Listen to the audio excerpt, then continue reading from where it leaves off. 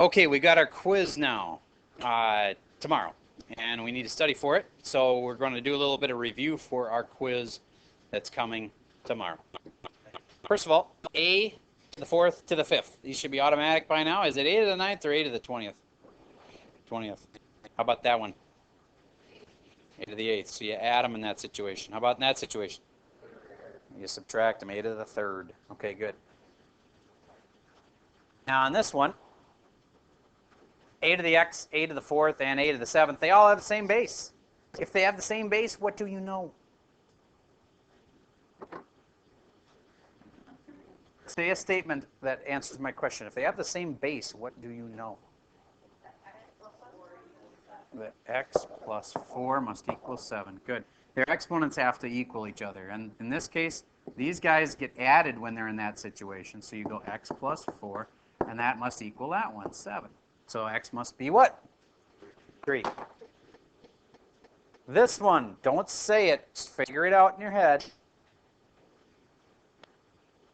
What would C have to be to make that work? Mr. H. What do you think? -5. And how could I explain that? You're right. How could I explain it? Could you try to explain it to me?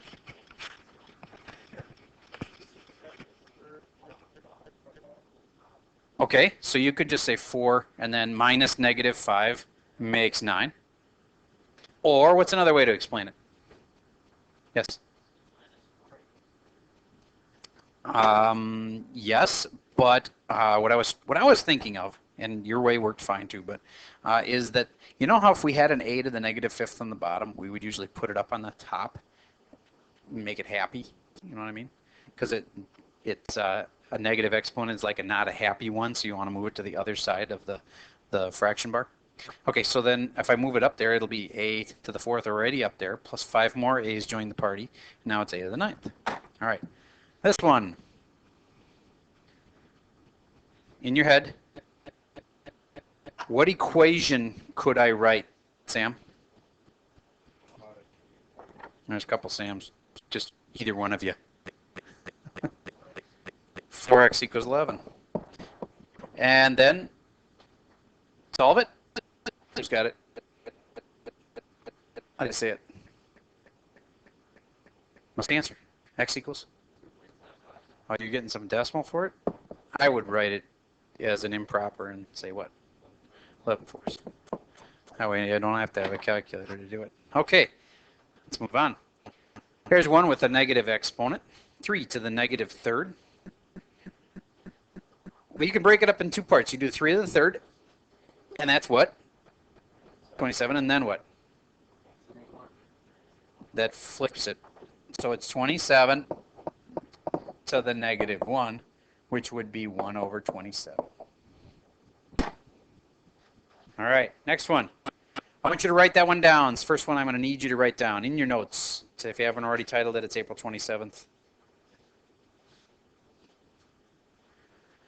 1/8 to the -1/3. There's a lot of things going on there. Guess I'd write it like this. 1/8 to the 1/3 to the -1. And then I'd go, well, I don't like doing it that way. I'd really rather do the flip first in this case. Can I do that? Yeah, I can just switch it around and say 1/8 to the -1 to the 1/3. And then I can just flip it first. And then the flip just makes it into an 8. And then I can just do 8 to the 1/3. And what's that? 2. Either way, the answer is 2. All right. And the last one here. Write that one down. 81, x to the 3rd. To the -1/2. I'll pause while you work that one out. Okay, so we've handled the 81. It was just square root of it and then flip it. And now we're going to do this to the this. And what do you do when you have a power to a power? Multiply them. So what is it? It's x to the 3/2. -3/2 to be exact. So if I wanted to put that on my fraction, I could put x to the -3/2 up here. But then I've got a negative exponent, which I'm not supposed to have. So I should put it down here, x to the 3/2 on the bottom. Now, a lot of people feel like that's not done, like you got to kind of keep going, but you can't because we don't know what it's equal to. So this is it. This is the answer. If I'd have known that it was like equal to 27 or something, then I could keep going, but I don't, and so I can't. It's just a simplifying question. All right, on to the next one. You know what haggis is? Haggis is a great idea from Scotland a long time ago. They had lots of sheep, and so they decided to make a meal that was pretty much made of sheep.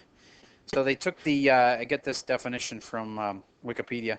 They said they take the sheep's pluck, which is basically the stuff that comes out of the inside of the carcass of the sheep, like for instance its heart, its liver, and its lungs, and you chop it up, and then you mix it with onion, and then they're probably thinking, well, if, it wouldn't look very good if you just did that, so let's stuff it inside the sheep's stomach, and then staple it shut on the ends, and then bake it.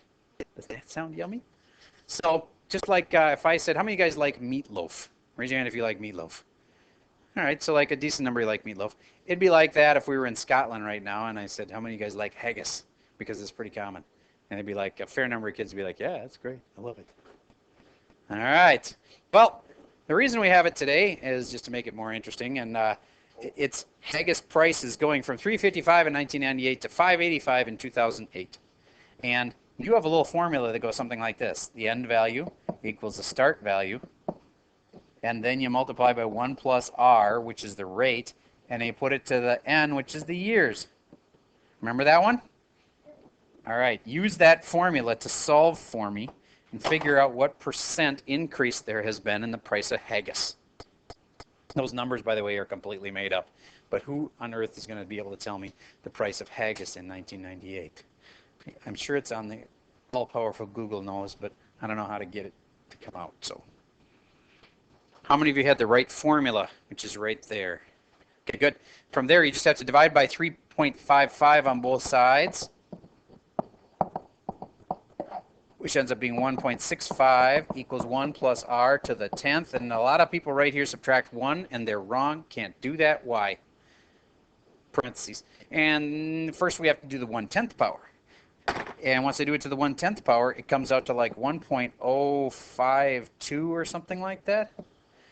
And then that's 1 plus r. And then you subtract 1 from each side, you get r equals 0.052. How much has haggis gone up over the last 10 years? 5% every year on average. Okay. Next kind of problem. Solving exponentials with base change. The only way to solve this kind with an exponential, how do I know it's an exponential? Because it has a x in the exponent. And if I have that kind, I have to solve it with having the bases be the same. Because you guys don't know logs yet. You will soon. And this one's going to be 3 to the 5th equals 9. If I could write that with a 3, it'd be great, because then they'd have the same base to the x. But this would have to be to the some power. What would I do? Squared. And then you'd be able to say that since the bases are the same, the exponents have to be equal. So 5 has to equal 2x. And then you'd divide both sides by 2, and you'd have x is equal to 5 over 2. Remember those? Okay, now I'd like you to try this one. I'll pause while you do. Actually, I'm just going to stop this one and do the rest on the next recording.